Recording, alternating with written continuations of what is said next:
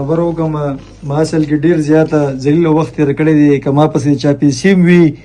چا 10 روپۍ چا 1000 روپۍ چا 50,000 روپۍ ما سره ملو شي زه به ورکړم ځکه د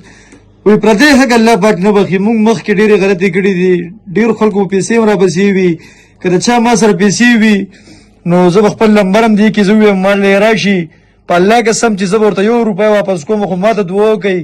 ما ته دعا وکړئ زما ډېر زیات کمزوری دی زه بیمار یم دې ټایم کې که ما پسې چا څه قرضه وي چا پیسې وي چا سره مې بد کړی وي چا سره مې ظلم کړی وي دا ټول هغې نه زه معافي غواړم د ټول هغې نه زه معافي غواړم که ما د چا خور مور سپکه کړې وي یا د چا ورور مې بېزته کړی وي